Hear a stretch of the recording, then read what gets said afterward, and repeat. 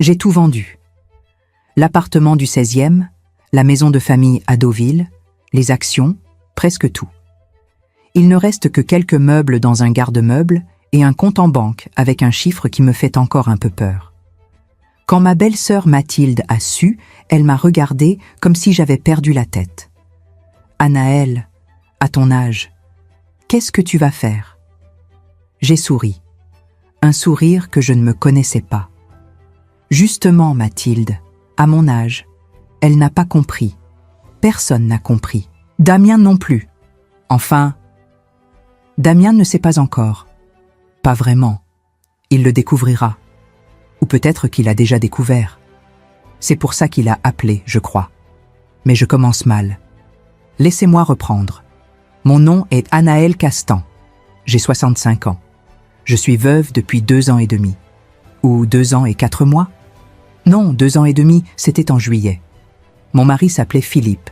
Il est mort d'un infarctus pendant un dîner d'affaires. Très élégant, très Philippe, sans drame, sans adieu. Juste parti. Nous avons eu un fils, Damien. Il a 38 ans. Il travaille dans la finance, comme son père. Il a épousé Gaïa il y a 6 ans. Gaïa est architecte d'intérieur. Belle, ambitieuse, toujours parfaitement habillée. Le genre de femme qui commande du thé vert au restaurant et qui dit des choses comme « on optimise notre patrimoine ». Ils vivent à Paris, dans le Marais. Moi aussi, je vivais à Paris. Enfin, je vis toujours à Paris, mais pas dans l'appartement où j'ai passé 35 ans.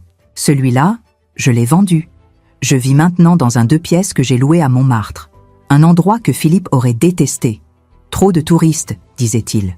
Trop bruyant. Mais Philippe n'est plus là.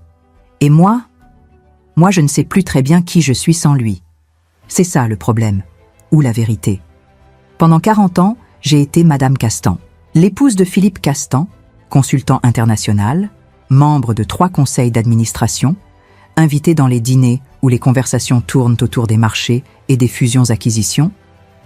J'ai été celle qui souriait, celle qui recevait, celle qui disait toujours oui. Maintenant, je suis... Quoi ? Une veuve de 65 ans qui vit dans 45 mètres carrés et qui ne sait plus quoi faire de ses journées ? Non, pas exactement. Mais j'y arrive. Patience. Le téléphone a sonné un mardi. Non, un mercredi. Oui, un mercredi matin, parce que j'étais en train de boire mon café devant la fenêtre. Je fais ça maintenant. Je bois mon café lentement, sans regarder l'heure, sans penser à ce que je dois faire ensuite. C'est étrange. 40 ans d'agenda rempli, et maintenant je peux rester 1 heure à regarder les toits de Paris sans que personne ne m'attende. Maman, la voix de Damien, chaleureuse, presque trop. Mon chéri, quelle surprise. Ce n'était pas vraiment une surprise. Damien m'appelle 1 fois par semaine, le dimanche soir, exactement à 20h. Jamais en semaine, jamais le matin. On voulait te proposer quelque chose, avec Gaïa. Toujours on, maintenant, jamais je. On se disait, ça fait longtemps qu'on ne t'a pas vu, et on a quelques jours de libre, on pourrait venir passer un peu de temps avec toi ? Chez toi ? J'ai senti quelque chose. Une petite alerte, très discrète, comme quand on entend un bruit dans la maison la nuit et qu'on se dit « ce n'est rien », mais qu'on reste quand même aux aguets. Chez moi ? Oui, on se disait que ce serait bien, te tenir compagnie, passer du temps ensemble. Tu sais, depuis que papa est parti, on ne te voit plus beaucoup. C'était vrai. Je ne les voyais plus beaucoup. Parce qu'après la mort de Philippe, les déjeuners familiaux sont devenus, tendus. Gaïa me regardait comme si j'étais une enfant qu'il fallait surveiller. Damien me posait des questions sur mes finances, mes projets, mes intentions. Ce serait avec plaisir, mon chéri. Mais tu sais, l'appartement est petit. Je ne suis pas sûre que... Mais non, maman. On n'a pas besoin de grand-chose. On dort n'importe où, vraiment. On veut juste être avec toi, avec moi. J'ai dit oui, bien sûr. Qu'est-ce qu'une mère dit d'autre ? Ils sont arrivés un vendredi soir, avec 2 grosses valises, pour quelques jours. Gaïa a fait le tour de l'appartement avec un sourire poli qui ne montait pas jusqu'à ses yeux. C'est cosy. Cosy. Le mot que les gens utilisent quand ils veulent dire petit. Oui, c'est suffisant pour moi. Mais quand même, Anaël, tu avais l'habitude de tellement plus. Tu ne t'ennuies pas? Tu ne te sens pas à l'étroit? Non. Je respire mieux ici. Elle a ri. Un petit rire qui signifiait qu'elle ne me croyait pas. Damian a posé leurs valises dans ce qui est maintenant ma chambre d'amis. Enfin, chambre d'amis, c'est un canapé-lit dans un coin du salon. Mais ils ont dit que c'était parfait. Vraiment. Le premier soir, on a commandé japonais. Gaïa a beaucoup parlé de leur dernier projet de rénovation, d'un client très exigeant, de leur week-end à Bruxelles. Damien souriait, me resservait du vin, me demandait si j'allais bien, si je mangeais correctement, si je sortais un peu. J'ai dit que oui, que tout allait bien, que j'avais mes habitudes. « Tes habitudes ?» a demandé Gaïa. « Lesquelles ?» J'ai hésité. Parce que, quelles habitudes exactement? Je me lève, je bois mon café, je marche jusqu'à la boulangerie, je lis, je regarde par la fenêtre. Ce sont des habitudes? Je prends soin de moi. Elle a hoché la tête, lentement, comme si elle prenait note. Le lendemain matin, je me suis levée tôt. Vers 7 heures, c'est mon heure. Philippe se levait à 5h30, toujours. Pendant des années, je me suis levée à 5h30 aussi, pour lui préparer son café, son costume repassé, ses journaux. Maintenant, je me lève à 7 heures. C'est ma petite rébellion. Gaïa et Damien dormaient encore. J'ai préparé du café, j'ai sorti des croissants que j'avais achetés la veille et je me suis assise près de la fenêtre. C'est là que je l'ai entendue. La voix de Gaïa. Basse. Presque un murmure. Ils étaient dans la chambre. La porte était entr'ouverte. Oh, tu es sûre qu'elle a tout vendu? La voix de Damien. Moins basse. Mathilde m'a dit que oui. L'appartement, la maison, tout. Mais pourquoi? Ça n'a aucun sens, à son âge. Un silence. Puis Damien. Je ne sais pas. Peut-être qu'elle ne va pas bien. Peut-être qu'il faut qu'on vérifie un peu. Vérifie quoi? Ses finances, ses projets, ce qu'elle compte faire. Elle a 65 ans, Gaïa. Elle ne peut pas prendre des décisions comme ça sans nous en parler. Sans nous en parler, tu veux dire sans ton accord. Ce n'est pas ce que je veux dire, mais c'est l'héritage familial. Mon père a travaillé toute sa vie pour qu'elle vende tout et qu'elle fasse quoi? Qu'elle parte vivre dans un taudis à Montmartre? J'ai serré ma tasse. Très fort. Le café est devenu froid dans ma main. On doit parler avec elle, a dit Gaïa, gentiment. Mais on doit comprendre ce qui se passe. Je sais. Et si elle a fait des erreurs? Si elle a signé des choses, il faut vérifier. Tu es son fils. Tu as le droit de savoir. Le droit de savoir. J'ai posé ma tasse, très lentement, sans bruit. J'ai souri. Un sourire que personne n'a vu. Ils sont sortis de la chambre 10 minutes plus tard, souriants, affectueux. « Maman, tu as préparé le café? Tu es adorable, adorable. » Gaïa m'a embrassée sur la joue. Elle sentait le parfum cher, toujours. On a pensé qu'on pourrait passer la journée ensemble, faire des courses, peut-être, ou juste marcher, profiter, profiter. Avec plaisir, j'ai dit. Et j'ai souri, un vrai sourire. Parce que j'avais compris. Ils n'étaient pas venus pour me tenir compagnie. Ils étaient venus pour surveiller, pour vérifier, pour s'assurer que je n'étais pas en train de gaspiller ce qui leur revenait. Et moi, je venais de décider quelque chose. J'allais les laisser chercher. J'allais les laisser poser leurs questions, fouiller mes papiers, me traiter comme une vieille femme confuse qui ne sait plus ce qu'elle fait. Et puis, eh bien, on verrait. Je ne vais pas vous mentir. Ça fait mal. Savoir que votre fils vous voit comme ça, comme un problème à gérer, un patrimoine à protéger. Mais je crois que ça faisait mal depuis longtemps. Depuis des années, peut-être. Depuis que Damien est devenu exactement comme Philippe. les mêmes costumes, les mêmes mots, la même façon de me regarder comme si j'étais décorative. Pendant 40 ans, j'ai été décorative. Maintenant, je ne sais pas encore ce que je suis, mais je sais ce que je ne suis plus. Je ne suis plus celle qui dit oui. Je ne suis plus celle qui sourit en silence. Je ne suis plus celle qui attend qu'on lui donne la permission de vivre. Alors je les ai laissés rester. 3 jours, 4, 1 semaine. Et j'ai observé Gaïa qui rangeait mes papiers en les lisant. Damien qui posait des questions sur mon notaire, sur mes comptes, sur ce que j'avais prévu. Et moi qui continuais à sourire, à préparer le café, à être adorable, en attendant le bon moment. Vous savez ce qui est étrange? Pendant toutes ces années, j'ai cru que j'avais besoin de Philippe, de son argent, de son nom, de sa protection. J'ai cru que sans lui, je ne serais rien.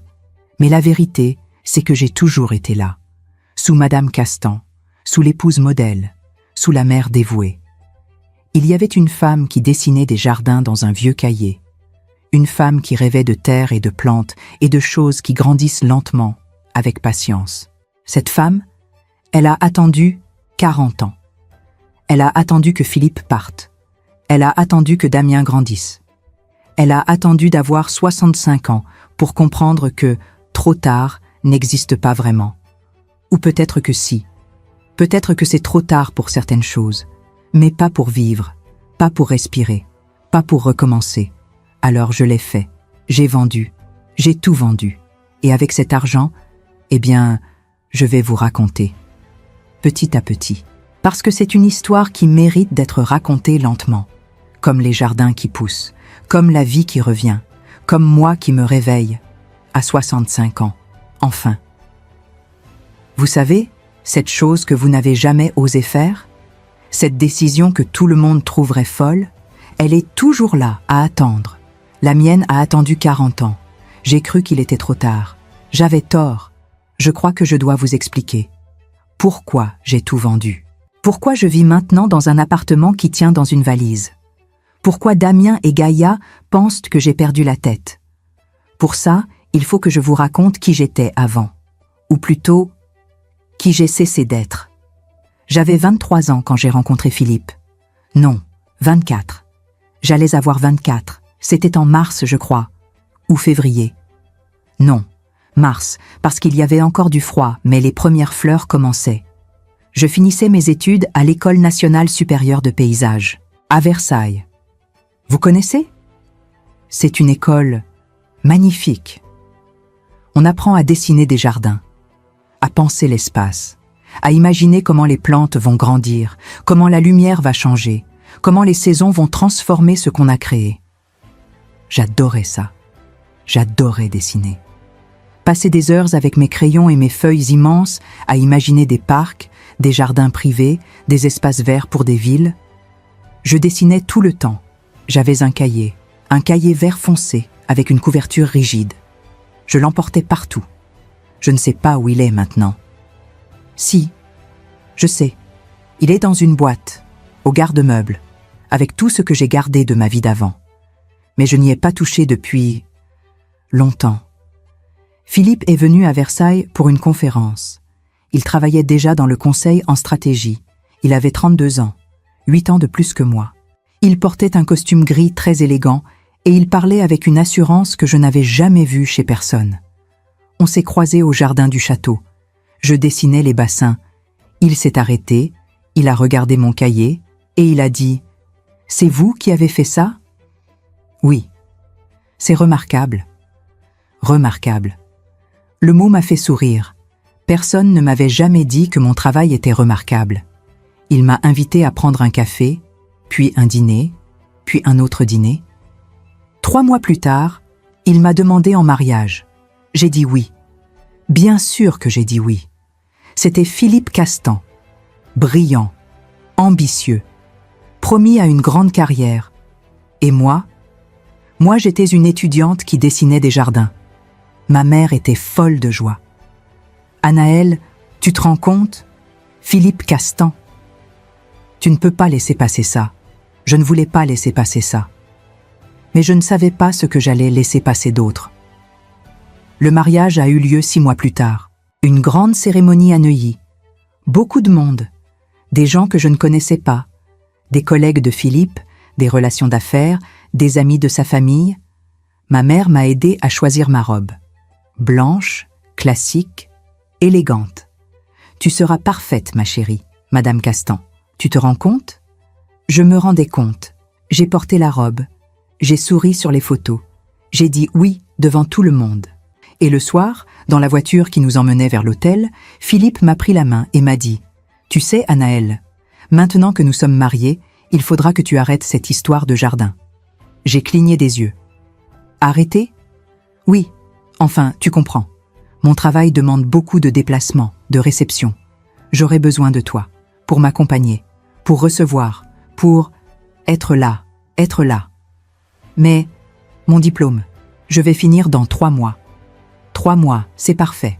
Tu finiras, tu auras ton diplôme, et après tu seras Madame Castan. Ce sera suffisant, non? Il souriait, un sourire doux, presque tendre. Et moi j'ai hoché la tête. Parce que c'était notre nuit de noces, parce que je venais de l'épouser, parce que ma mère aurait dit que j'étais folle de ne pas accepter. J'ai hoché la tête. J'ai dit oui. Encore une fois. J'ai fini mon diplôme. J'ai eu mon diplôme, avec mention même. Mon professeur m'a dit « Anaëlle, tu as un vrai talent. Tu devrais postuler chez Desvignes. Ou chez Clément. Ils cherchent des jeunes paysagistes. » J'ai souri. « Merci, je vais réfléchir. Je n'ai jamais postulé, parce que 2 semaines après mon diplôme, Philippe m'a annoncé qu'on avait été invité à un dîner important, puis un autre. Puis un déjeuner avec un client, puis une réception. Et petit à petit, mon cahier vert est resté sur l'étagère. Puis dans un tiroir. Puis dans une boîte. Les premières années, je me disais que c'était temporaire, que j'allais reprendre. Plus tard, quand Philippe serait moins occupé, quand on serait installé. Damien est né 3 ans après notre mariage. Un beau bébé, très sage. Je l'adorais. Je l'adore toujours. Mais avec un bébé, il n'y avait plus de temps pour les jardins, plus de temps pour dessiner. Philippe voyageait beaucoup. Moi, je restais à Paris avec Damien. Je m'occupais de lui. Je l'emmenais au parc, je lui préparais ses repas. Je lisais des livres sur l'éducation, sur la parentalité, sur comment être une bonne mère. Et le soir, quand Philippe rentrait, je lui préparais un dîner. On parlait de sa journée, de ses clients, de ses projets. Il ne me demandait jamais comment était ma journée. Parce que ma journée, c'était toujours la même, non?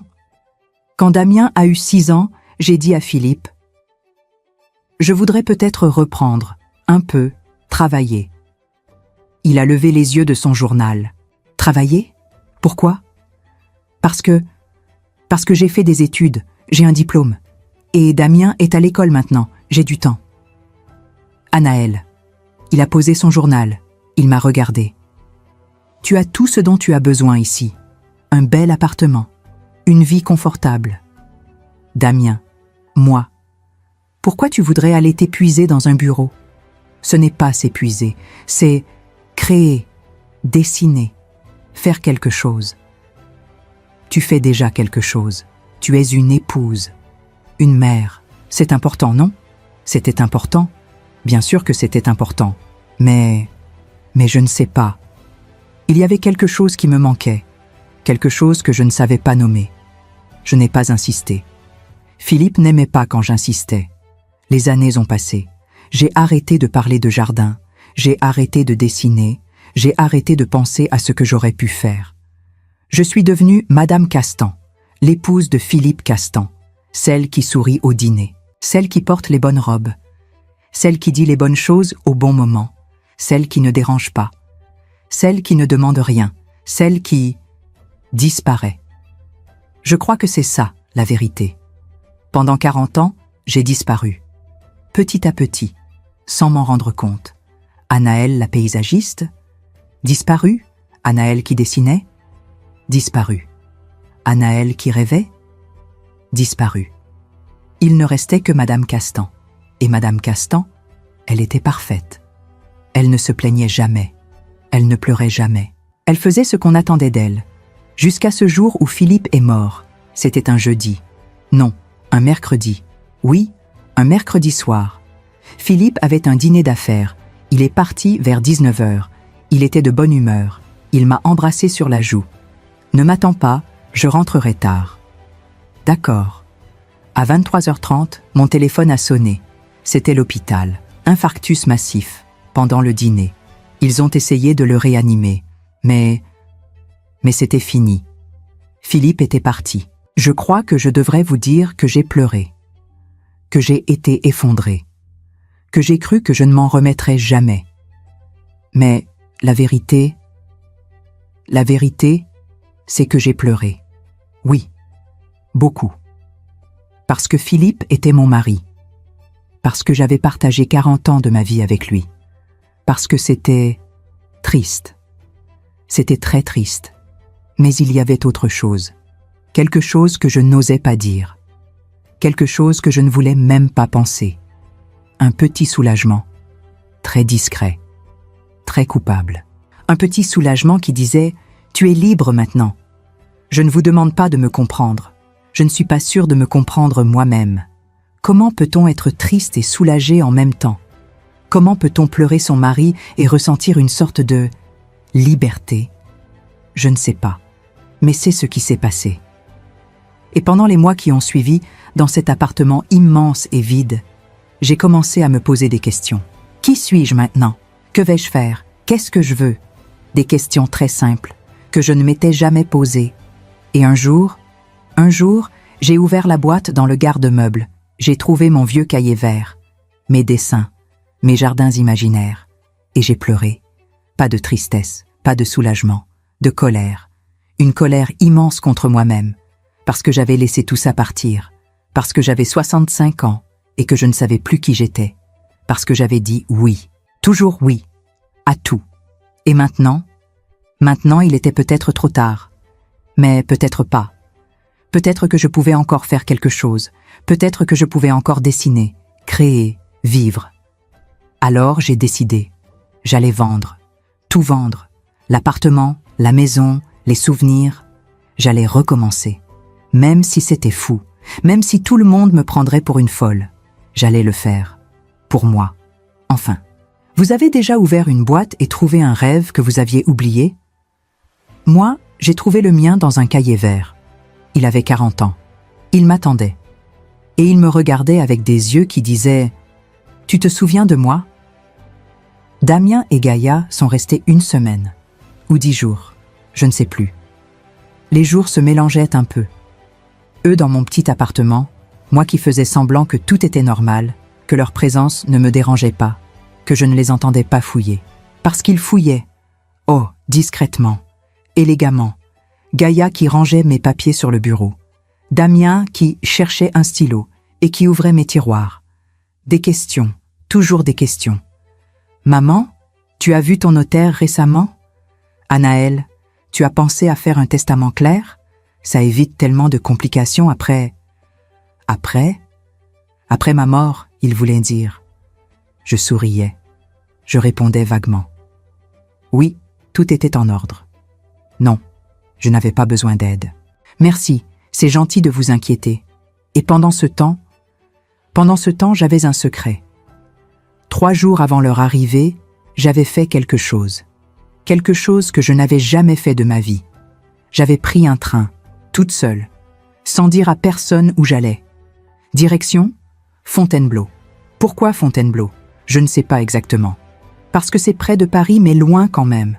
Parce qu'il y a de la forêt, de l'espace, de la terre. J'avais rendez-vous avec un agent immobilier. Un homme d'une 50aine d'années, très professionnel, qui m'a emmené voir un terrain à vendre, 1200 mètres carrés, en lisière de forêt, pas constructible, enfin presque pas.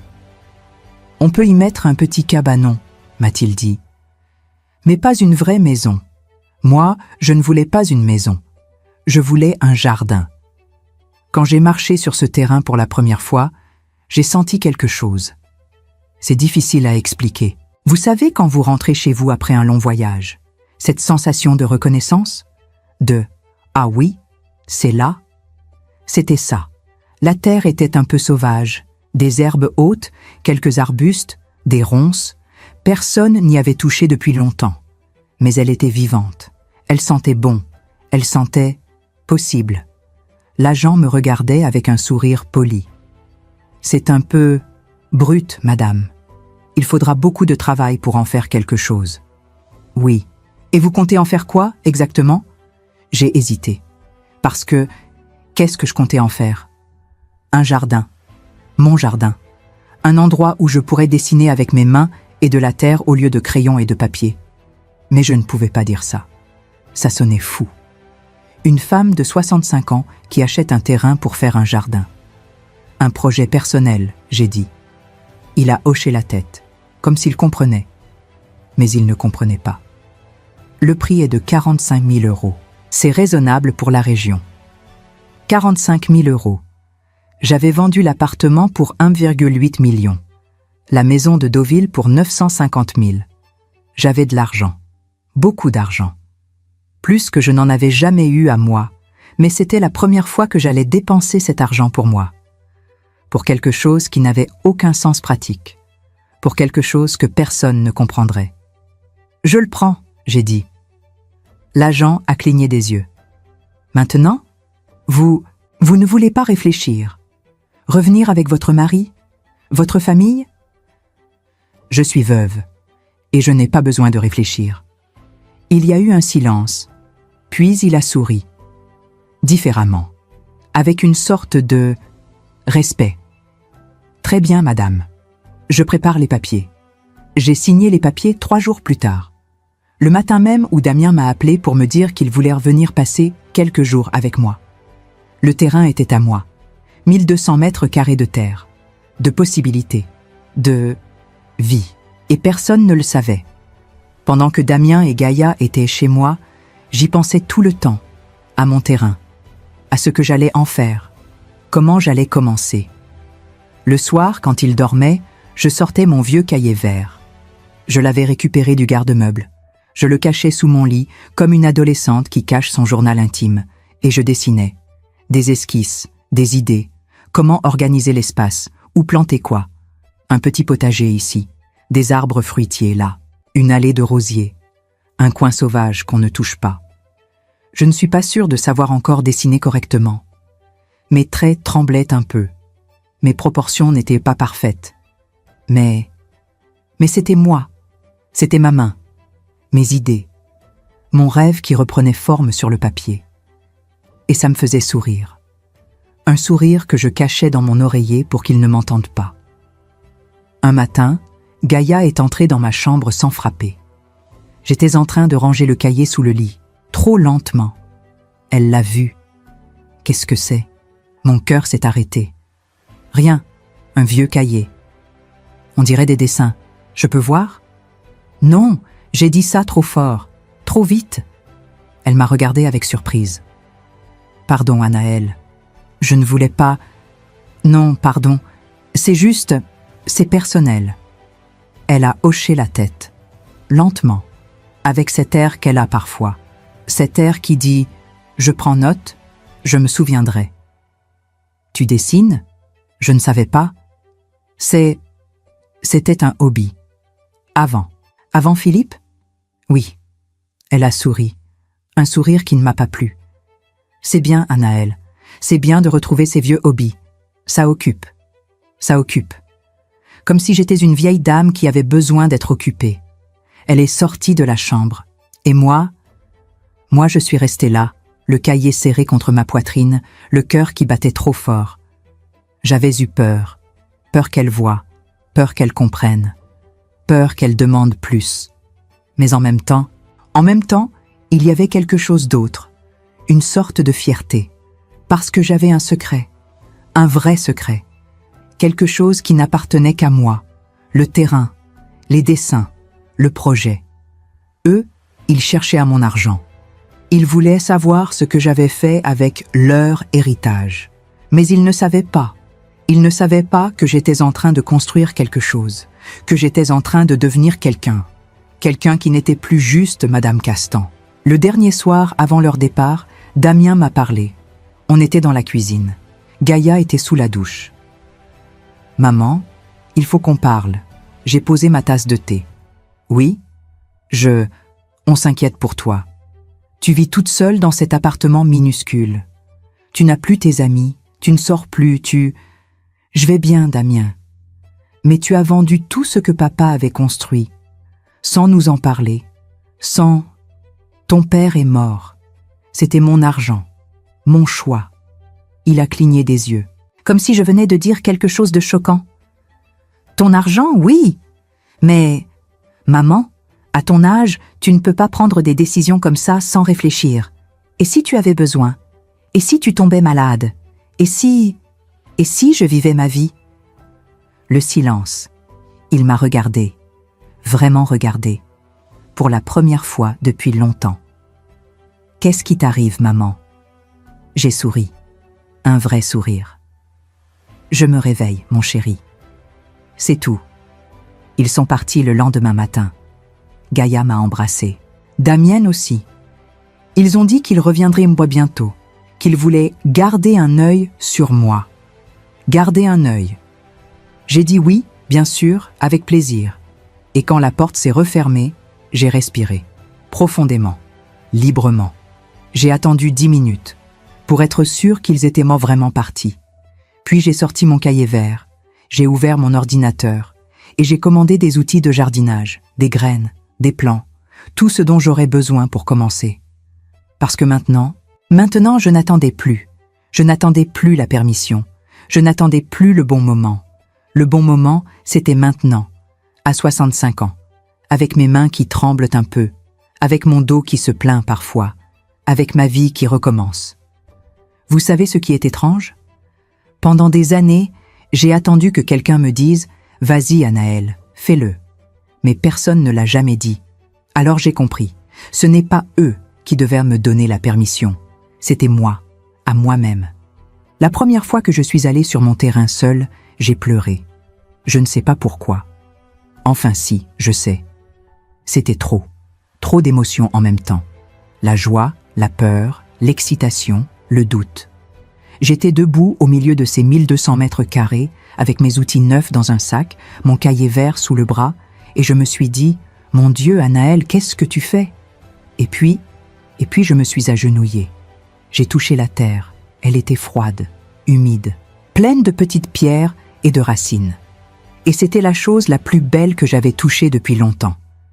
Les premiers jours, je ne savais pas par où commencer. J'avais mes dessins, mes plans. Mais sur le papier, tout semble simple. Dans la réalité, c'est différent. Il y avait tellement de ronces, partout.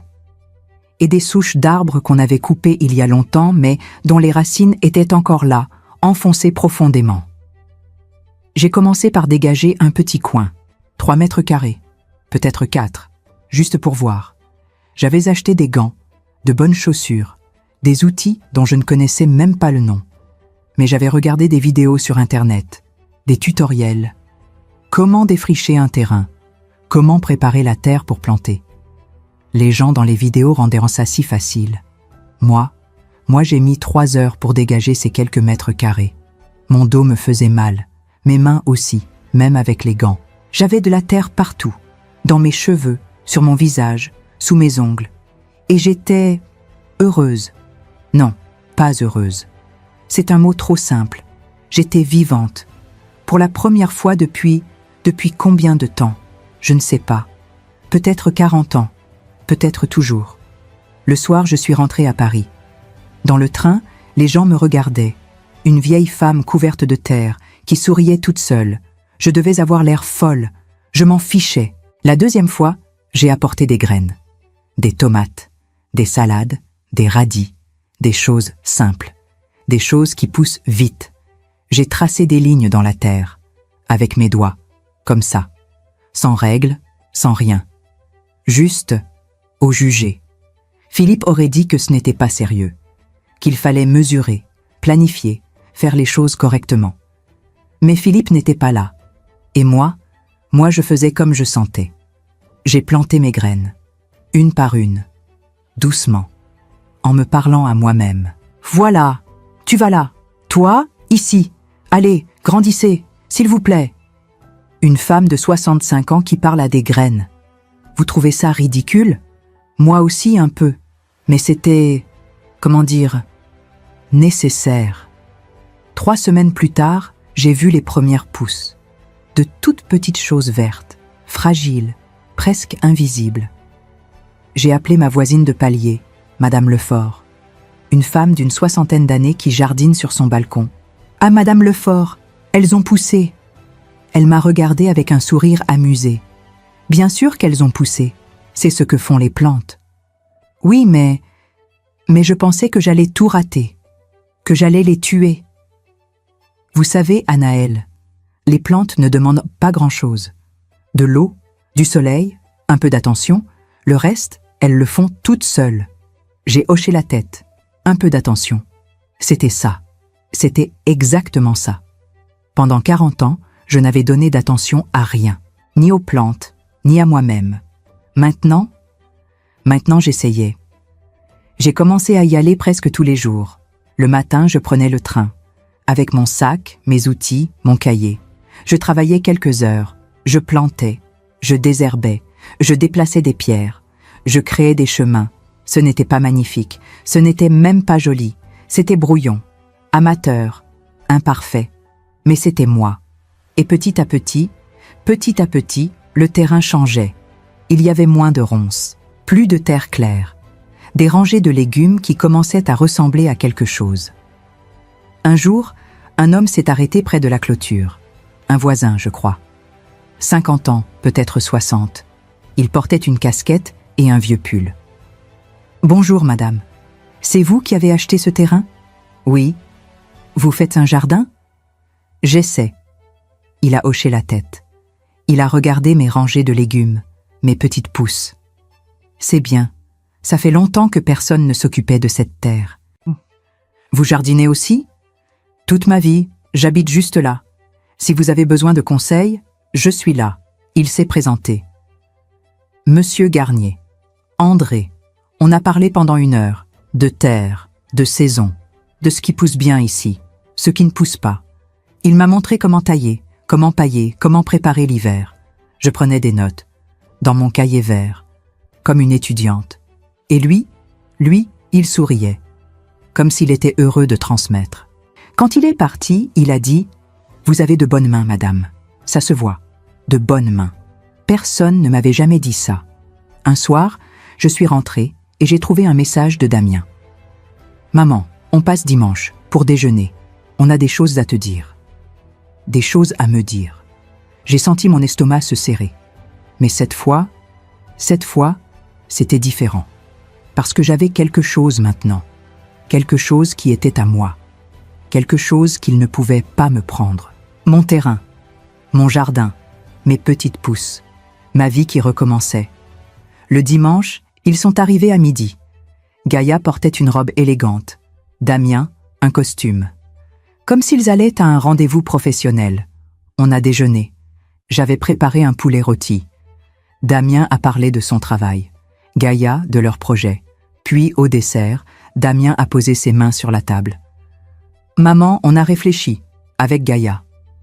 Oui, on pense que tu devrais venir habiter avec nous. Dans le Marais, on a de la place. Tu aurais ta chambre.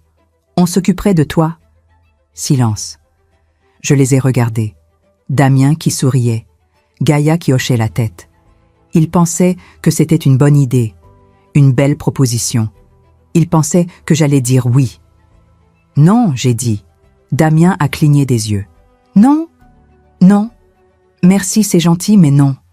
Maman, tu ne peux pas rester ici, dans cet appartement minuscule, toute seule, à ton âge, à mon âge. » J'ai souri. « À mon âge, Damien, j'ai enfin appris à dire non. » Il a ouvert la bouche. L'a refermée. Gaïa a pris le relais. « Anaël, on s'inquiète. Vraiment. Tu vis seule. Tu n'as pas de projet. J'ai un projet. » Les mots sont sortis tout seuls. Je n'avais pas prévu de le dire. Pas maintenant. Pas à eux. Mais c'était sorti. « Un projet ?» a demandé Damien. J'ai hésité. Puis j'ai décidé. Tant pis. Ils allaient en savoir de toute façon. J'ai acheté un terrain, à Fontainebleau. Je fais un jardin. Silence. Un long silence. Puis Damien a ri, un petit rire nerveux. Un jardin? Maman, tu as acheté un terrain? Oui. Avec quel argent? Avec mon argent. Mais c'est absurde. Tu as 65 ans. Tu ne peux pas faire un jardin. J'ai posé ma tasse de café. Calmement. Pourquoi?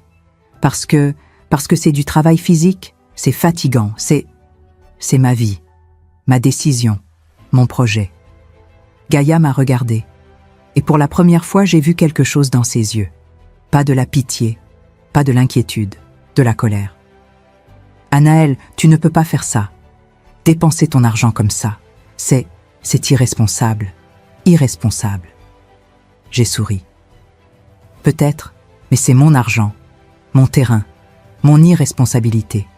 Ils sont partis 1 heure plus tard, sans finir le café, sans m'embrasser.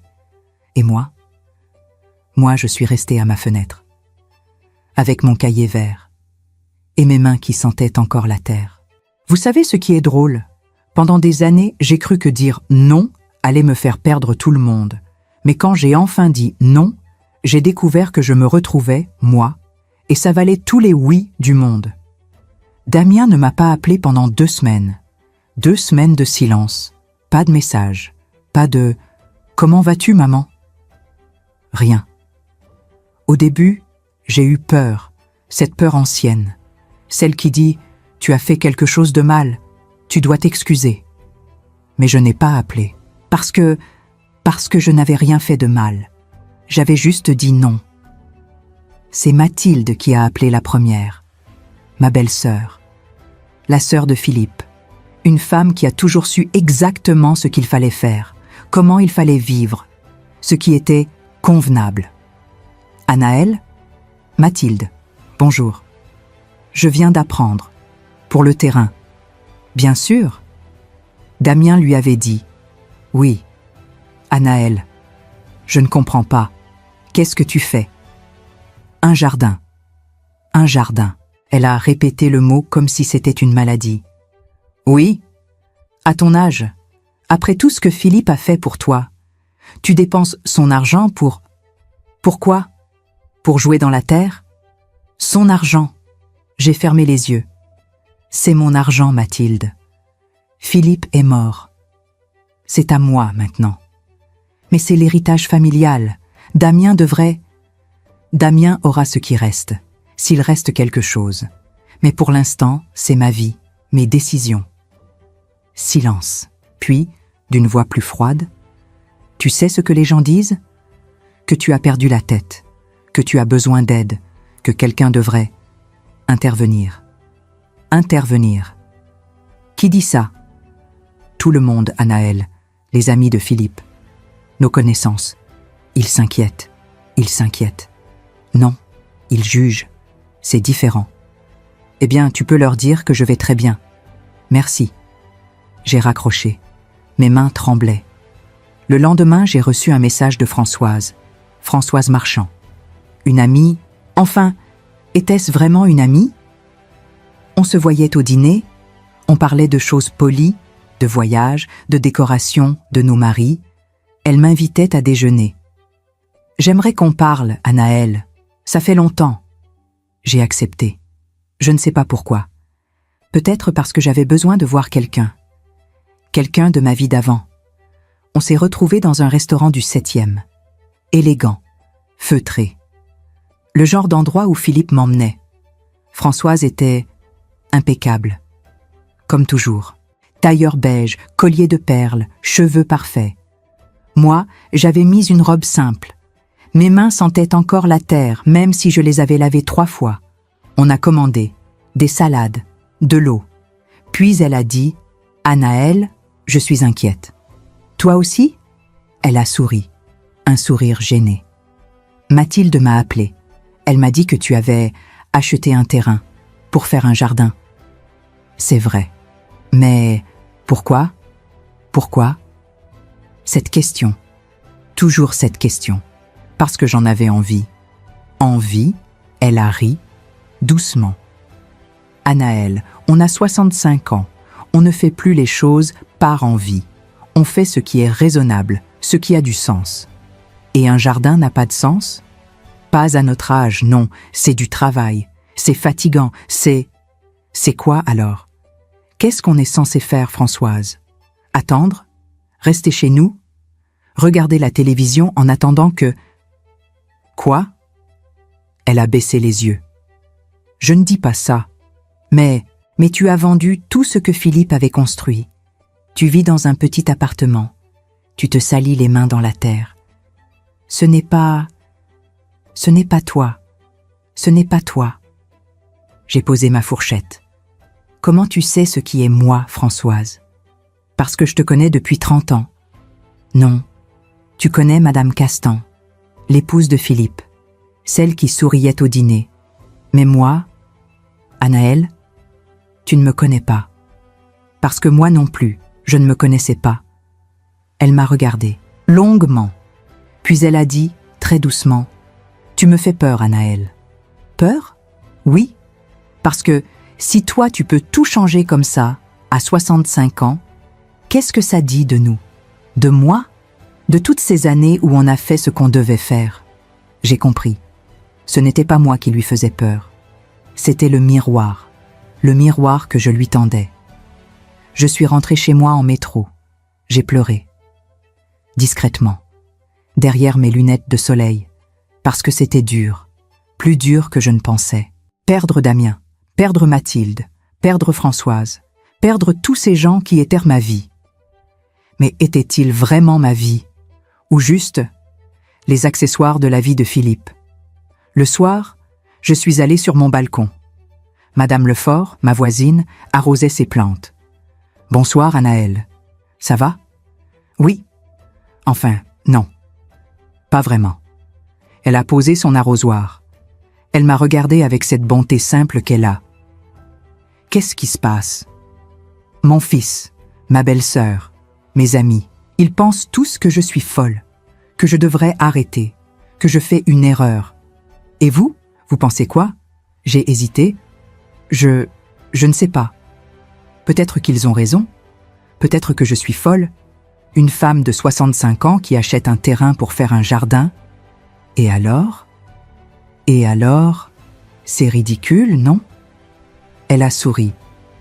Vous savez ce qui est ridicule, Anaël? Vivre 40 ans pour les autres et puis arrêter de vivre parce qu'on pense qu'il est trop tard. Ça, c'est ridicule. Elle a repris son arrosoir. Moi, j'ai commencé le tango à 58 ans.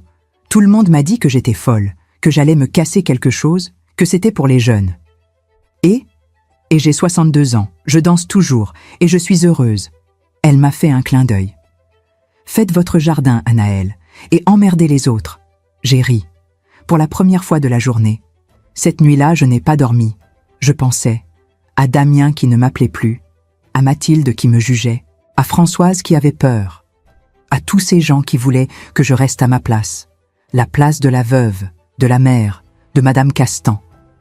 Mais cette place, elle ne m'allait plus. Elle ne m'avait peut-être jamais allée. Et maintenant j'avais deux choix. Revenir en arrière, m'excuser, vendre le terrain, redevenir celle qu'il voulait que je sois. Ou continuer même si c'était dur, même si j'étais seule, même si tout le monde pensait que j'avais perdu la tête. Le lendemain matin, je me suis levée à 6 heures.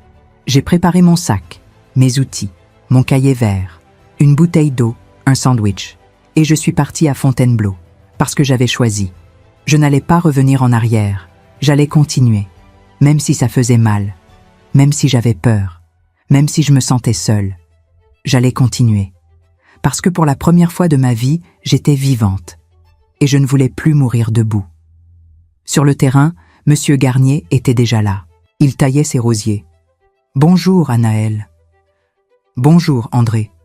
Vous avez l'air fatigué. »« Oui, un peu. » Il a hoché la tête, sans poser de questions. C'est ce que j'aimais chez lui. Il ne jugeait pas. Il jardait juste là. « Vous savez ce qui est bien avec les jardins ?» Il a dit. « Non, quoi ?» Il ne demande pas d'explication. Vous plantez, Vous arrosez. Vous attendez. Et il pousse. Peu importe ce que les gens pensent. J'ai souri. Merci André. De rien. Et on a jardiné, côte à côte, en silence. Dans ce silence qui n'a pas besoin de mots. Vous savez ce qui est étrange? On passe notre vie à avoir peur de perdre les gens. Mais parfois, les gens qui partent ne sont pas ceux qu'on croyait. Et ceux qui restent sont ceux qu'on n'attendait pas. Comme un voisin de terrain qui taille ses rosiers et qui vous apprend que le silence peut être une forme de soutien. Ça a commencé un jeudi, ou un vendredi. Je ne sais plus. Les jours se ressemblaient tellement. J'étais sur mon terrain, seul, comme d'habitude. Il pleuvait, pas beaucoup. Une petite pluie fine, froide. J'essayais de planter des bulbes de tulipes pour le printemps prochain. André m'avait dit que c'était le bon moment. Mais la terre était dure, trempée. Mes mains glissaient sur les outils. Et puis j'ai glissé. Je ne sais pas comment. Un mouvement trop brusque. Mes pieds dans la boue. Je suis tombé, sur le côté, très fort. J'ai senti quelque chose craquer dans mon poignet. Pas cassé, juste tordu, douloureux. Je suis resté là, dans la boue, sous la pluie, et j'ai pensé « Qu'est-ce que tu fais, Anaël ?» J'ai réussi à me relever, lentement. Mon poignet me faisait très mal. Mon pantalon était trempé. Mes cheveux collaient à mon visage. J'ai regardé autour de moi. Le terrain. Mes rangées de légumes qui commençaient à pousser. Les bulbes que je n'avais pas fini de planter. Et tout à coup, ça m'a semblé ridicule. Une femme de 65 ans, seule, dans la boue, avec un poignet tordu. Pourquoi? Pour un jardin? Pour prouver quoi? À qui? Je suis rentrée à Paris plus tôt que d'habitude. Dans le train, une jeune femme m'a regardée. Elle a vu mon état. La boue, la pluie, mon air perdu. Elle a détourné les yeux, gênée. Comme si j'étais quelqu'un dont il fallait avoir pitié. Peut-être que c'était le cas. Chez moi, j'ai pris une douche. Longue, très chaude. Mon poignet avait gonflé. Je l'ai enveloppé dans une serviette froide. Puis je me suis assise sur mon canapé. Et j'ai pleuré. Pas doucement, pas dignement. J'ai pleuré comme je n'avais jamais pleuré. Des sanglots qui venaient du ventre, qui me secouaient tout entière. Parce que j'étais fatiguée. Tellement fatiguée. Fatiguée de jardiner seule. Fatiguée de me lever tôt. Fatiguée de rentrer sale et épuisée. Fatiguée de ne parler à personne sauf à Madame Lefort et à André. Fatiguée de ne plus avoir mon fils. Fatiguée de ne plus avoir mes amis. Fatiguée d'être jugée. D'être seule. D'être cette femme bizarre qui fait un jardin à 65 ans. Et pourquoi? Pour des tomates? Pour des tulipes? Pour me prouver que je pouvais encore faire quelque chose? Mais, et si je ne pouvais pas? Et si j'étais juste vieille, fatiguée, perdue? Cette nuit-là, je n'ai pas dormi. Je suis restée sur mon canapé, recroquevillée, avec mon poignet qui battait douloureusement. Et j'ai pensé à appeler Damien, lui dire « Tu avais raison, j'ai fait une erreur. Je vais vendre le terrain. Je vais revenir. » Revenir où? Je ne savais même pas. Mais n'importe où serait mieux que ça. Cette solitude, cette fatigue, ce sentiment d'être complètement ridicule. J'ai pris mon téléphone, j'ai ouvert mes contacts. Damien. Mon doigt était sur son nom. Il suffisait d'appuyer, de dire « Mon chéri, j'ai besoin de toi, j'ai besoin d'aide, tu avais raison. » Il viendrait, bien sûr qu'il viendrait. Il m'emmènerait chez lui, dans le Marais, dans leur belle maison, avec leur vie organisée. Je ne serais plus seule, je ne serais plus fatiguée, je ne serais plus moi. J'ai fermé le téléphone, je ne sais pas pourquoi. Peut-être la fatigue, peut-être l'orgueil, peut-être juste, je ne sais pas.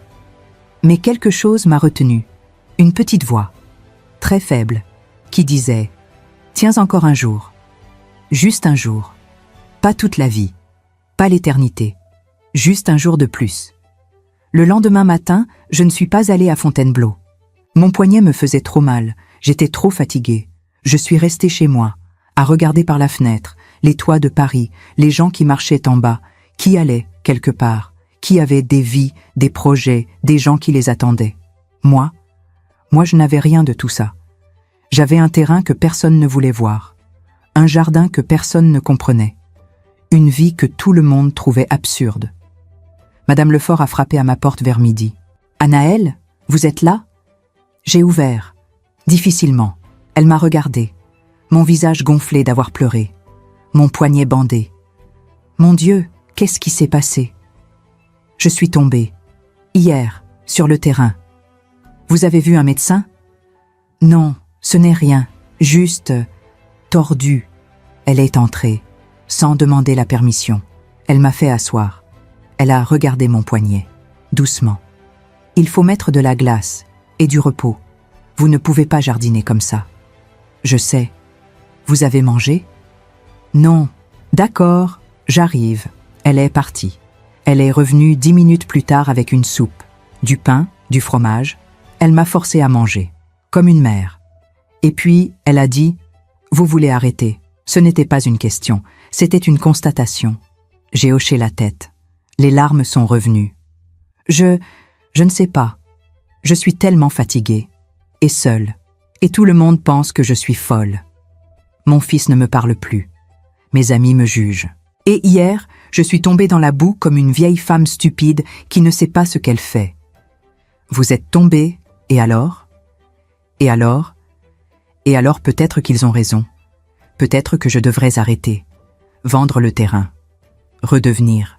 Normal. Elle m'a regardée. Longuement. Normal comment? Comme vous étiez avant? Oui. Malheureuse? Le mot est resté suspendu entre nous. Malheureuse. Est-ce que j'étais malheureuse avant? Je ne sais pas. Je ne m'étais jamais posé la question. J'étais Madame Castan. C'était suffisant. Ou je croyais que c'était suffisant. Anaëlle, elle a dit doucement. Vous pouvez arrêter. Personne ne vous en voudra. Vous pouvez vendre le terrain, vous excuser auprès de votre fils, reprendre votre vie d'avant. J'ai attendu la suite. Mais avant de le faire, demandez-vous, cette vie d'avant, vous la voulez vraiment? Elle est partie 1 heure plus tard. Je suis restée sur mon canapé, avec sa question qui tournait. Cette vie d'avant, je la voulais vraiment? Les dîners où je souriais sans rien dire, les conversations où je n'existais pas, les jours qui se ressemblaient tous, l'appartement immense et vide, le silence terrible de n'être personne. Non, non, je ne voulais pas ça. Mais je ne voulais pas non plus cette solitude, cette fatigue, cette douleur. Alors quoi? Je ne savais pas, je ne savais vraiment pas. Le soir, j'ai ouvert mon cahier vert. Je l'avais laissé sur la table, ouvert sur mes derniers dessins, des tulipes, des rosiers, un petit chemin que je voulais créer. J'ai regardé ces dessins, mes dessins, et j'ai pensé à quelque chose qu'André avait dit. Les jardins ne demandent pas d'explication. Vous plantez, vous arrosez, vous attendez, et ils poussent. Peut-être que c'était ça, la réponse. Ne pas tout comprendre, ne pas tout justifier, juste continuer. Même quand c'est dur, même quand on tombe, même quand on est seul, continuer. Cette nuit-là, j'ai dormi un peu. Pas beaucoup, mais un peu. Et le lendemain matin, je me suis levée.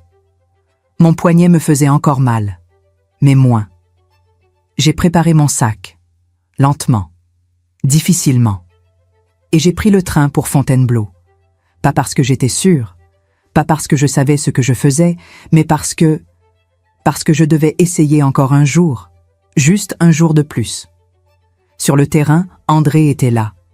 Il a vu mon poignet bandé, il n'a rien dit. Il a juste dit « Aujourd'hui, vous vous reposez. Moi, je plante vos bulbes. Mais, chut, vous m'avez aidé la semaine dernière avec mes rosiers. C'est mon tour. » Et il a planté mes tulipes, pendant que moi, je m'asseyais sur une vieille chaise en plastique. À regarder quelqu'un prendre soin de mon jardin, à ne pas être complètement seule. Je ne vais pas vous mentir, je ne suis pas guérie. Je ne suis pas sûre, je ne suis pas forte. J'ai encore envie d'appeler Damien. de tout arrêter, de revenir en arrière.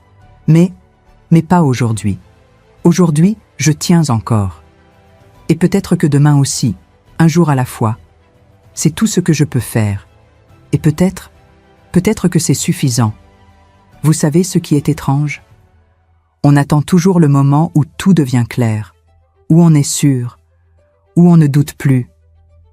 Mais ce moment, il ne vient pas. On continue quand même, un jour à la fois. Et c'est ça, le courage. Pas l'absence de peur, juste tenir encore un jour. Mon poignet a mis une semaine à guérir. Enfin, pas vraiment guérir. Juste faire moins mal. Pendant cette semaine, je n'ai pas beaucoup jardiné. Je ne pouvais pas. André s'est occupé du terrain. Il venait me donner des nouvelles. Les tomates poussent bien. Les tulipes sont plantées. Tout va bien. Tout allait bien. Sauf moi. C'est arrivé un mardi matin. J'étais chez moi. Je buvais mon café. Je regardais par la fenêtre comme d'habitude. On a sonné à ma porte. J'ai pensé que c'était Madame Lefort. Elle passait souvent maintenant, pour voir comment j'allais. Mais ce n'était pas elle, c'était Damien. Et Gaïa. Mon cœur s'est arrêté. Je ne les avais pas vus depuis ce déjeuner. Il y a combien de temps? 1 mois? Plus? Damien avait l'air sérieux. Gaïa aussi. Maman. On peut entrer? Oui, bien sûr. Ils sont entrés. Ils n'ont pas enlevé leur manteau. Comme s'ils ne restaient pas longtemps. On s'est assis, tous les trois, autour de ma petite table. Silence. Puis Damien a dit « Mathilde nous a appelés. Elle dit que tu as eu un accident, que tu es tombée. Mathilde, bien sûr, quelqu'un avait parlé, quelqu'un avait dit que la vieille folle s'était fait mal. Ce n'était pas un accident. J'ai glissé. C'est tout. Mon poignet va bien maintenant. Gaïa m'a regardé, mon poignet encore bandé. Ça n'a pas l'air d'aller bien. Ça va mieux. Silence encore. Puis Damien a pris une grande respiration.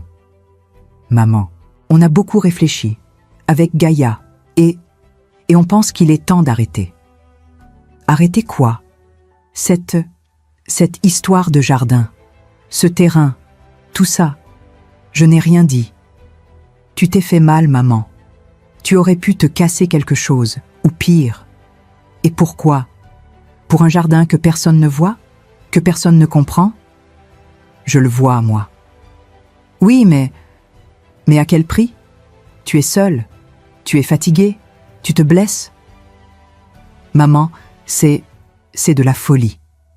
De la folie. Ce mot encore. On a trouvé une solution, a dit Gaïa doucement. Une solution? Elle a sorti des papiers de son sac, des documents officiels. Un très bon établissement, à Versailles, pour personnes âgées autonomes. C'est beau, c'est calme, il y a des jardins, du personnel. Tu ne serais pas seule. Tu aurais des activités, des soins si tu en as besoin. J'ai regardé les papiers, des photos, un bâtiment moderne, des chambres propres, des vieux qui souriaient sur les images publicitaires. Une résidence pour personnes âgées. Vous voulez me mettre dans une maison de retraite? Ce n'est pas une maison de retraite, a dit Damien rapidement. C'est une résidence. Pour les seniors autonomes. C'est différent? Non, Damien. Ce n'est pas différent. Maman, vous voulez que je vende le terrain, que j'arrête, que je devienne, quoi? Une vieille dame qui fait des activités et qui attend? Tu ne serais pas seule, a dit Gaïa. Il y aurait d'autres gens, des gens de ton âge. Tu pourrais te faire des amis assignés, des vieux qu'on met ensemble parce qu'ils ont le même âge, comme des enfants à la crèche. Et si je refuse? Damien a baissé les yeux. Maman, on s'inquiète. Vraiment. Si tu continues comme ça, tu vas te faire mal, gravement. Et on ne peut pas regarder ça sans rien faire. Donc, vous décidez pour moi? Non. On te propose une solution. Pour ton bien. Pour mon bien. Ces mots terribles que les gens utilisent quand ils veulent vous contrôler. Je me suis levée, lentement. Mon poignet me faisait encore un peu mal. Sortez. Damien a cligné des yeux. Quoi? Sortez. S'il vous plaît. Maman, on essaie juste de... Je sais ce que vous essayez de faire. Vous essayez de me mettre dans une boîte. Une jolie boîte. Confortable. Sécurisée. Où je ne dérangerai plus personne. Où je ne ferai plus de folie. Où je serai sage. Ce n'est pas ça, a dit Gaïa. Si, c'est exactement ça. J'ai ouvert la porte. Je ne vendrai pas mon terrain.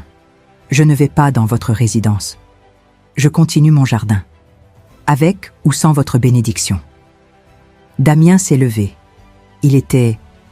J'ai vu quelque chose dans ses yeux. De la colère? De la peur? Tu es en train de gaspiller ton argent. Notre héritage. Voilà. Le mot était lâché. Notre héritage. Ce n'est pas ton héritage, Damien. Pas encore. C'est mon argent.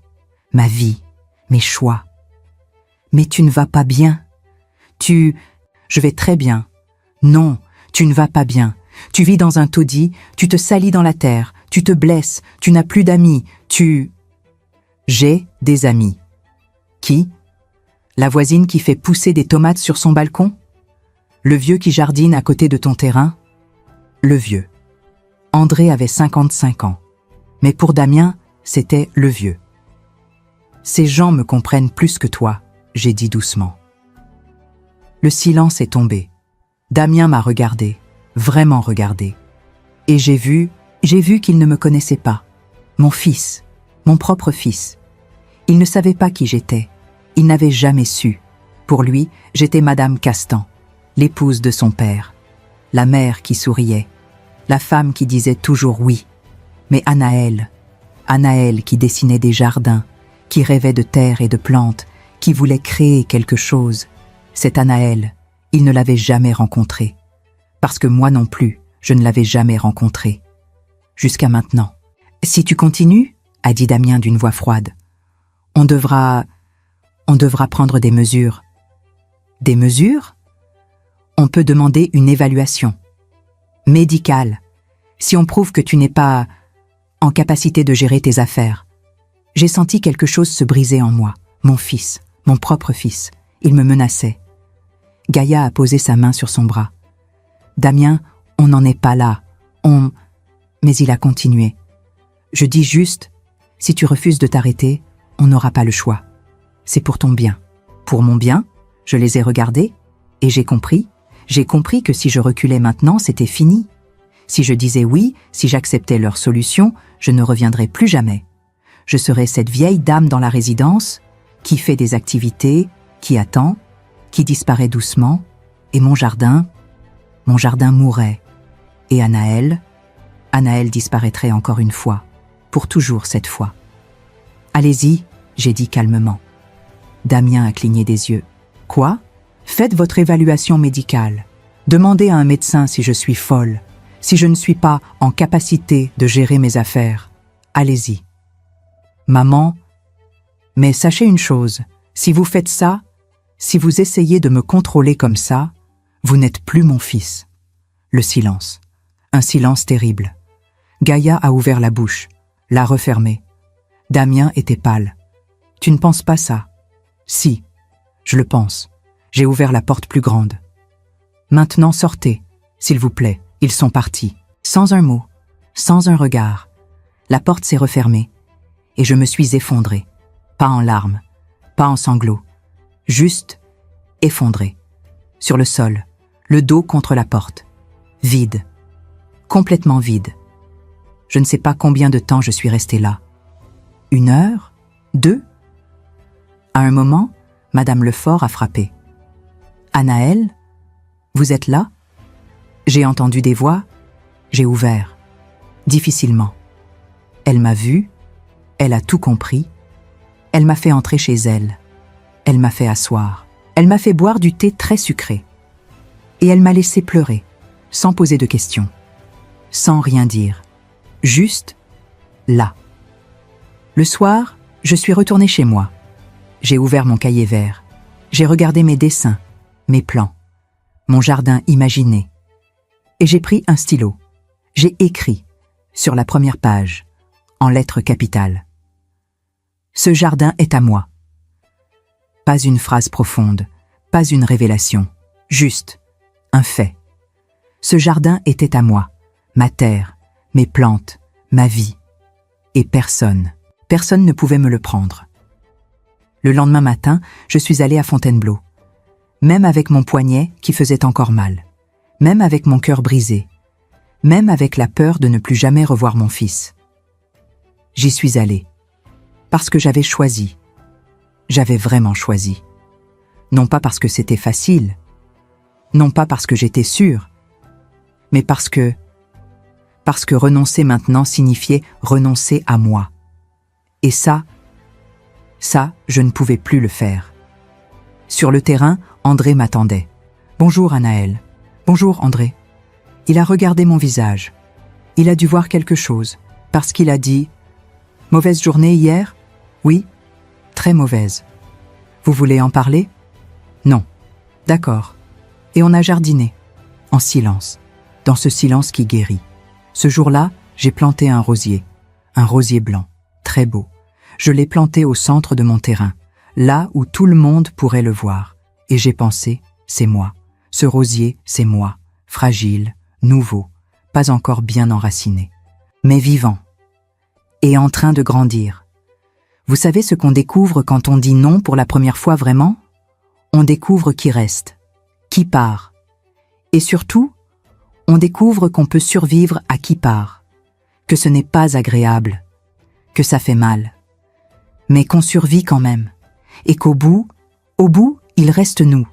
Enfin, les semaines ont passé, puis les mois. Damien n'a pas appelé, pas une fois. J'ai failli l'appeler moi, plusieurs fois. Mon téléphone dans la main, son numéro à l'écran. Mais je ne l'ai pas fait, parce que je ne savais pas quoi dire. Pardon? Mais pardon de quoi? D'exister? De vouloir vivre? Non, je n'allais pas m'excuser. Alors je n'ai pas appelé, et lui non plus. L'hiver est arrivé doucement, le terrain s'est endormi, les feuilles sont tombées.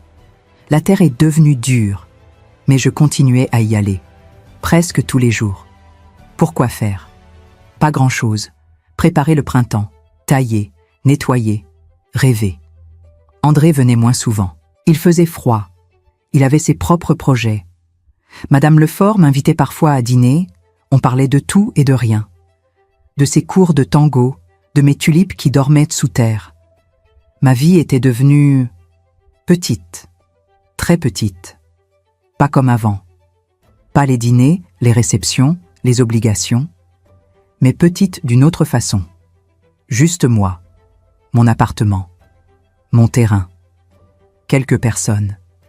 Et certains jours, c'était suffisant. D'autres jours, moins. Un soir de décembre, je suis rentrée du terrain et j'ai trouvé un message de Mathilde. « Anaël, Damien m'a dit ce qui s'est passé. Je trouve ça très triste, mais je comprends qu'il ait besoin de prendre ses distances. J'espère que tu réfléchiras à tes choix. » J'ai relu le message 3 fois, puis je l'ai supprimé. Réfléchir à mes choix, comme si je ne faisais que ça. Noël est arrivé. Le premier Noël seul. Madame Lefort m'a invité chez sa fille. Gentiment, sincèrement. J'ai dit non. Je ne voulais pas être la vieille dame qu'on invite par pitié. Je suis restée chez moi. J'ai préparé un petit repas. J'ai regardé par la fenêtre.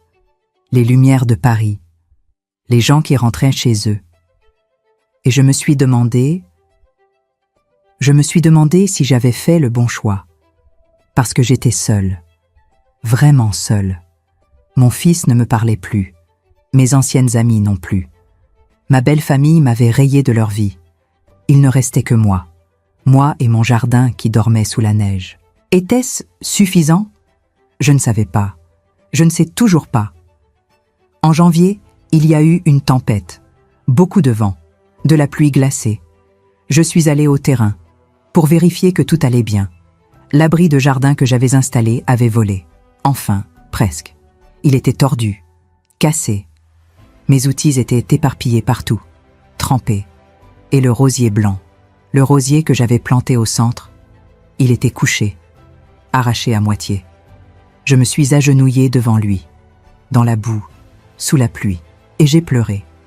Pas beaucoup, juste un peu, parce que c'était lui, c'était moi, ce petit rosier fragile qui essayait de tenir et qui n'y arrivait pas toujours. André est arrivé 1 heure plus tard. Il m'a vu, dans la boue, à côté du rosier. Il n'a rien dit. Il a sorti sa pelle. On a redressé le rosier ensemble. On l'a remis en terre, plus profondément cette fois, avec des tuteurs pour le tenir. « Il va s'en remettre ?» j'ai demandé. « Peut-être, peut-être pas, mais on a fait ce qu'on pouvait. On a fait ce qu'on pouvait. C'était ça, ma vie maintenant. Faire ce qu'on pouvait, un jour à la fois, sans savoir si ça marcherait, mais le faire quand même. Février a été long, très long. Les jours étaient gris, froids. Il ne se passait rien sur le terrain. Tout dormait. Je me suis sentie inutile, vide. J'allais quand même, par habitude, par obstination. Mais certains jours, je me demandais pourquoi. Pourquoi je m'accrochais à ce terrain, à ce jardin qui n'était encore rien, à cette vie qui ne ressemblait à rien. Et puis, mars est arrivé. Et avec mars, les premières pousses. Des petites choses vertes, timides, qui sortirent de terre, les tulipes, mes tulipes que j'avais plantées, que André avait plantées. Elles étaient là, vivantes. Je me suis assise par terre, au milieu de mes rangées de bulbes, et j'ai souri. Un vrai sourire. Parce que quelque chose poussait. Quelque chose que j'avais créé, que j'avais voulu, que j'avais attendu. Et c'était là, petit, fragile, imparfait, mais là. Avril est arrivé avec le soleil, le terrain s'est réveillé, les tulipes ont fleuri, rouges, jaunes, blanches, pas parfaitement alignées, pas comme dans un magazine, mais belles quand même. Le rosier blanc a survécu, il avait des bourgeons, petits, verts. Les tomates que j'avais plantées en godet ont commencé à grandir. Et moi j'étais là, tous les jours, avec mes mains dans la terre. Mon dos me faisait mal, mes genoux aussi. Je n'étais plus jeune. Je ne l'avais jamais été d'ailleurs. Mais j'étais vivante. Et c'était, comment dire, suffisant. Non, pas suffisant.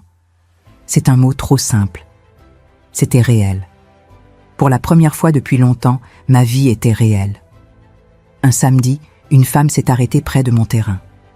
La quarantaine peut-être, avec 2 enfants, des petits, 5 et 7 ans à peu près. « Bonjour madame, c'est joli ici. »« Merci. »« Vous vendez vos légumes ? Plus tard ? » ?»« Non. Enfin, je n'y avais pas pensé. »« Vous devriez. Il y a beaucoup de gens qui cherchent des légumes locaux. Moi, je serais intéressée. » Elle m'a donné son numéro. Son nom. Émilie. Si jamais vous avez trop de tomates cet été, appelez-moi. Trop de tomates. J'ai ri, parce que je n'avais jamais pensé que j'aurais trop de quelque chose. J'avais toujours pensé que je n'aurais jamais assez. Mai est arrivé, chaud, lumineux. Le jardin explosait, pas de manière contrôlée, pas comme je l'avais dessiné. Il y avait des herbes folles partout, des fleurs qui poussaient où elles voulaient, des légumes qui débordèrent de leurs rangées. C'était chaotique, imparfait, magnifique. André m'a dit un jour, « Vous savez, Anaëlle, un jardin, ce n'est jamais ce qu'on imagine. C'est toujours autre chose. Mieux ou moins bien? Différent. Juste différent. Différent. Ma vie était différente de ce que j'avais imaginé. Moins confortable, moins sécurisée, plus solitaire, mais plus vrai, plus moi. Un soir, j'ai ouvert mon cahier vert. Il était rempli maintenant, de dessins, de notes, de plans qui n'avaient même pas marché, de changements, de nouvelles idées. Et sur la première page, en lettres capitales, « Ce jardin est à moi ». C'était toujours vrai. Ce jardin était à moi. Cette vie était à moi. Pas parfaite, pas comme dans les livres, pas comme je l'avais rêvé, mais mienne. Je ne vais pas vous mentir. Il y a des jours où je pense à Damien, où je me demande comment il va, s'il pense à moi, s'il me pardonnera un jour. Il y a des soirs où je me sens seule, vraiment seule, où je me demande si ça valait le coup. Il y a des moments où je voudrais appeler quelqu'un, n'importe qui, juste pour entendre une voix qui me connaît. Mais il y a aussi autre chose. Les matins où je me réveille et où j'ai envie de me lever. Les après-midi sur le terrain où je perds la notion du temps. Les tulipes qui fleurissent, les tomates qui rougissent, le rosier qui tient, les conversations avec André, les dîners avec Madame Lefort, le sourire d'Émilie et ses enfants qui viennent voir le jardin de la dame. C'est petit, c'est imparfait, c'est ma vie. Et pour la première fois, je ne veux pas échanger cette vie contre une autre, même pas contre celle d'avant, surtout pas contre celle d'avant. Vous savez ce qu'on découvre à 65 ans? Que la vie n'est jamais ce qu'on imagine, jamais parfaite, jamais comme dans les livres, mais que peut-être que c'est justement ça qui la rend belle, cette imperfection, ce chaos, cette façon qu'ont les choses de pousser où elles veulent, même quand on avait tout planifié autrement. Juillet est arrivé avec sa chaleur. Le jardin était, vivant, vraiment vivant. Les tomates étaient rouges, énormes. Je ne savais même pas qu'on pouvait faire pousser des tomates comme ça. Les courgettes débordaient. J'en donnais à André, à Madame Lefort, à Émilie. « Vous avez trop de tomates », elle avait dit. Elle avait raison. J'avais trop de tomates. Et c'était merveilleux. Un matin, je me suis réveillée et j'ai réalisé quelque chose. Ça faisait 1 an. 1 an depuis que j'avais acheté le terrain. 1 an depuis que j'avais commencé. 1 an depuis que j'avais dit non à Damien. 365 jours. Je ne sais pas pourquoi cette réalisation m'a frappée ce matin-là. Mais elle l'a fait. 1 an. J'avais tenu 1 an. Je suis allée au terrain. Comme d'habitude. Mais cette fois, je me suis assise. Au milieu. Sur la terre. Et j'ai regardé autour de moi. Ce n'était pas le jardin que j'avais dessiné dans mon cahier vert. Les rangées n'étaient pas droites. Les plantes poussaient n'importe comment. Il y avait des coins que je n'avais pas eu le temps de défricher, des projets que je n'avais pas finis. Mais c'était beau, à sa façon. Imparfaite, chaotique, vivante, comme moi. Le rosier blanc avait survécu. Il avait même fleuri. 3 roses, blanches, parfaites. Je me suis approchée de lui. J'ai touché les pétales, doucement. On a tenu, j'ai murmuré. Toi et moi. Et c'était vrai, on avait tenu. André est arrivé vers midi, avec du pain, du fromage, des tomates de son jardin.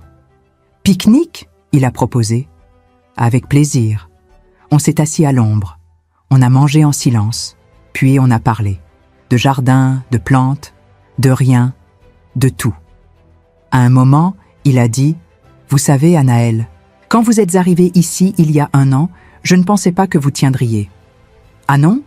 Non, je me disais « Encore une Parisienne qui joue au jardin. Dans 3 semaines, elle sera partie. » J'ai ri. Et j'avais tort. Vous êtes toujours là. Je suis toujours là. Il a souri. Je suis content. C'est bien d'avoir quelqu'un qui comprend, qui aime la terre, qui tient. C'était ça, finalement. Tenir. Pas être forte, pas être sûre, pas réussir parfaitement. Juste tenir. Un jour après l'autre, le soir, je suis rentrée à Paris, dans mon petit appartement de Montmartre. Il y avait une lettre dans ma boîte, une enveloppe blanche, sans adresse d'expéditeur. Mais je reconnaissais l'écriture. Damien. Mon cœur s'est arrêté. J'ai ouvert l'enveloppe, les mains tremblantes. À l'intérieur, une carte, simple. Maman, je ne suis pas prêt à te parler. Pas encore. Peut-être bientôt. Peut-être jamais. Je ne sais pas. Mais Mathilde m'a montré des photos. De ton terrain. Elle est passée par là par hasard. Tes tomates ont l'air bien. Damien. Tes tomates ont l'air bien. J'ai relu ces mots 10 fois. Tes tomates ont l'air bien. Ce n'était pas pardon. Ce n'était pas je comprends. Ce n'était pas reviens. Mais c'était quelque chose. Une petite porte, entr'ouverte. Peut-être, ou peut-être pas, mais quelque chose quand même. Cette nuit-là, j'ai ouvert mon cahier vert, le premier. Celui que j'avais retrouvé dans la boîte au garde-meubles, mes vieux dessins. De quand j'avais 24 ans, avant Philippe, avant Damien, avant de disparaître. Je les ai regardés, ces jardins imaginaires, ces rêves d'une jeune femme qui voulait créer, et j'ai pleuré. Pas de tristesse, pas de regret exactement, mais de perte, de temps perdu, de 40 ans où j'aurais pu faire ça, où j'aurais pu être moi. 40 ans. C'est beaucoup, c'est énorme. Je ne peux pas prétendre que ce n'est rien. Je ne peux pas dire ce n'est pas grave. C'est grave. J'ai perdu 40 ans de ma vie à être quelqu'un d'autre. Mais j'ai encore maintenant. J'ai 66 ans. Peut-être que j'aurai 70 ans. Peut-être 80. Peut-être moins. Je ne sais pas. Mais je les aurai comme moi. Comme Anaëlle. Pas comme Madame Castan. Et ça, personne ne peut me le reprendre. Le lendemain, Madame Lefort m'a invité à son cours de tango. Juste pour regarder, voir si ça vous plaît. J'ai hésité. Puis j'ai pensé, pourquoi pas? J'avais 66 ans. J'avais un jardin. J'avais des tomates. Pourquoi pas le tango? Alors j'y suis allée. C'était dans une petite salle, à Montmartre. Il y avait des gens de tous âges, des jeunes, des vieux, des entre-deux. Et ils dansaient. Je suis restée assise, à regarder, à écouter la musique. Madame Lefort dansait avec un monsieur élégant, cheveux gris, sourire doux. Elle avait l'air heureuse, libre, vivante, à 62 ans. À la fin, elle est venue me voir. Alors, c'est beau. La semaine prochaine, vous dansez. Oh non, Si, vous dansez. Vous avez fait un jardin à 65 ans. Vous pouvez danser le tango à 66. Et elle avait raison. Je pouvais. Août est arrivé. Chaud, long, généreux.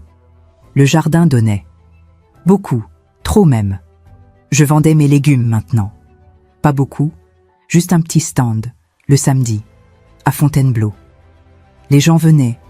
Ils achetèrent mes tomates, mes courgettes, mes herbes. Ils me posaient des questions. Comment je faisais? Quel était mon secret? Je n'avais pas de secret. Juste de la terre, du temps, de la patience et des mains qui n'avaient non plus peur de se salir. Un samedi, une jeune femme s'est arrêtée devant mon stand. 25 ans peut-être, très jeune. Elle a regardé mes tomates, mes légumes. Puis elle a dit « Vous avez de la chance de faire ça, d'avoir ce jardin, de la chance. » J'ai souri. Ce n'est pas de la chance, c'est un choix, difficile, coûteux, mais un choix. Coûteux comment? J'ai hésité, puis j'ai dit la vérité. Mon fils ne me parle plus. Mes amis m'ont abandonné. Je vis seule. Parfois, je me demande si j'ai fait une erreur. Elle m'a regardée, surprise de mon honnêteté. Et vous avez fait une erreur? Je ne sais pas. Peut-être.